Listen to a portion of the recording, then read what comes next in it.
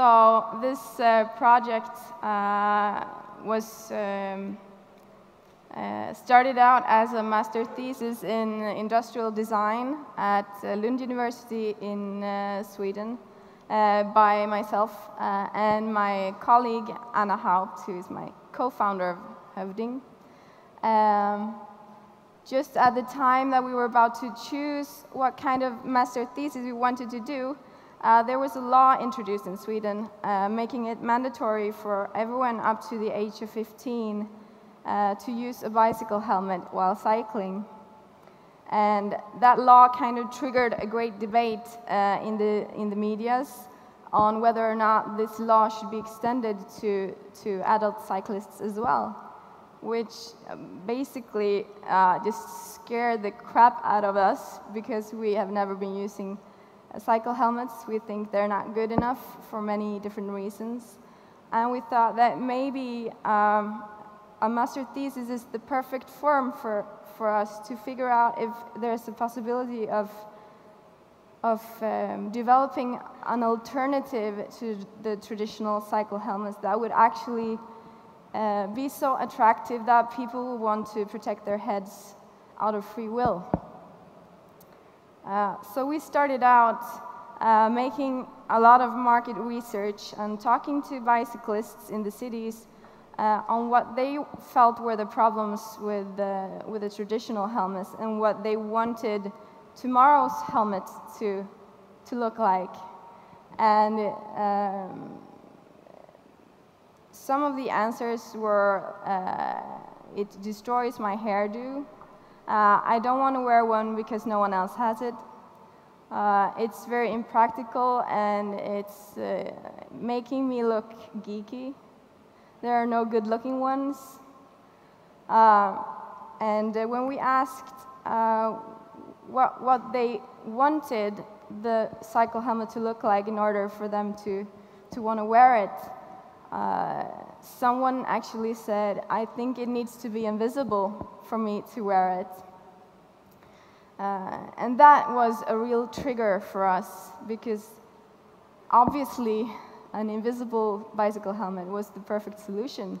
It would take care of all the problems. So we started thinking on how to make an invisible bicycle helmet that would not destroy your hairdo. And we got to thinking about airbag technology because an airbag is in fact invisible until there's an accident. So we designed Hovding, which I brought with me today. It looks like this. This is the new generation of bicycle helmets. It's a collar that you wear around your neck. And inside there's an airbag system. So you put it on like this. I hope I won't mess up the microphone. There's a zipper in front. You put it on. And on the zip tag, there's an on-off button that you need to switch it on. And I'm not sure you heard that, but there's an on signal telling you that it's not activated. And also there are some LED showing that when it's lit up, it's activated. It's also an indication of the battery level. So you charge the whole system with a USB connector that you put here to your computer to charge it. And I use this every day to work. It's more or less half an hour every day, and I charge it maybe once every 6 weeks or something like that. Okay, so now that it's activated, the system will keep me protected if I go bicycling in the traffic. And that is because there are sensors inside, gyros and accelerometers that are programmed to recognize if I should suddenly have an abnormal movement within my body, which is what happens if you end up in an accident. And how we solve the problem of recognizing when you're in an accident is from 7 years of research and studies on how people move when they're bicycling, both in normal bicycling and in accidents. We've had thousands of accidents reenacted, both with crash test dummies, as you saw earlier, and most of all with stuntmen and stuntwomen, because they move differently than crash test dummies, obviously. And then test cyclists have been using this product in their everyday life for many, many years, collecting data on how it looks like when the airbag is not supposed to trigger. Also, the test cyclists have been coming to our office to perform what we call extreme normal bicycling, which is pushing the area of when it's not supposed to trigger. Everything from doing all kinds of gymnastics while bicycling, bending forward and backwards, and picking up keys from the ground, and running in stairs and stuff like that. Any questions? No, I'm just kidding. You can ask me questions after the speech. Okay, so when you're in an accident, the sensors will trigger the airbag to inflate. And the airbag is shaped like a hood, as you saw, protecting a very large area of your head in an accident. It inflates in 1/10 of a second. When it inflates, the pressure from the airbag will open up the tear seam, which is this seam at the top of the collar, in order to inflate correctly. There was actually a huge, one of the biggest insurance companies in Sweden performed a big test this spring, including 13 different cycle helmets, and testing them in different ways. The most important test is when you test the shock absorbance capacity of the helmet, which is the ability to withstand impact to the head. And the results came out showing that this product is more than 3 times better than the best of the traditional ones.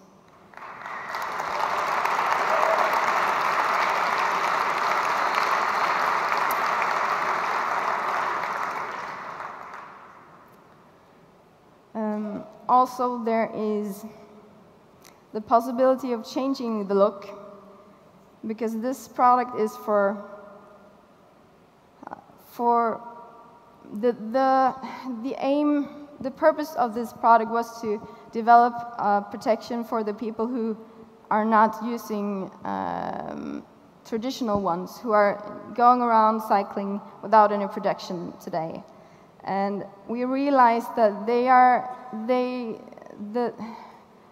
quite trend aware, quite fashionable. Many people don't want to wear traditional helmets because they ruin their whole personal style, which is a problem.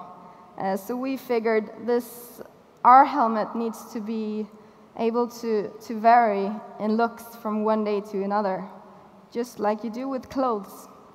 So we have the outer shell that you can take off and change from one day to the next. So you can wash this part and buy it separately. And we have 2 different ones. We have the paisley one and we have the black one. And we are right now working on some new ones for next spring. I thought I might tell you a bit about a very special date in Hovding's history, which was the day when we launched the product. We kept our entire development phase secret for about 6 years until we decided to to make it official and show it to the world for the first time. That was in October 2010. And we did it at a technical fair in Stockholm, Sweden. And at the same time, we were gonna launch our new website and make our crash test movies available on the YouTube as well. So we had our presentation. It was broadcasted live on the web, and our website became official. And I remember watching the crash test movies spread on the YouTube. Maybe half an hour after the presentation, the number of views was 3,000, and I was thinking, this is not just mom and dad, you know, this is a lot of people.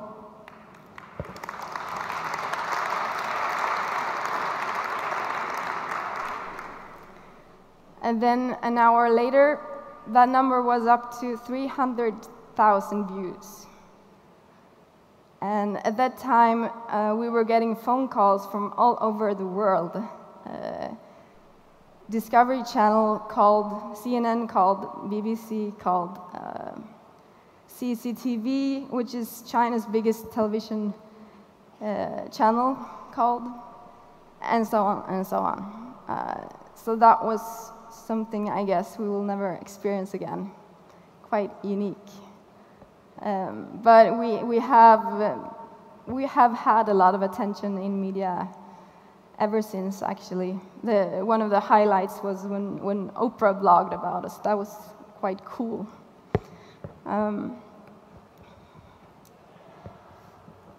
What time is it? Time's up, oh my God. Can I say some more? Yeah. Of course, when you're developing something completely new and revolutionary, you're gonna meet some skepticism as well along the road, and we have met quite a few of those. It's been quite a struggle sometimes, and trying to convince people and to prove them wrong has become a huge motivator for us. Sometimes people have told us that if this was possible to do, don't you think someone else would have done it already? Which is really a fantastic attitude to have if you want new products to ever reach the market. For us, it's been really important to use that kind of doubts and criticism as something constructive and something that has pushed us forward for all those years. Okay, so I'm gonna finish by sharing with you something that is very special to me, something that I bring with me all the time because it's such a huge motivator for me. It's a letter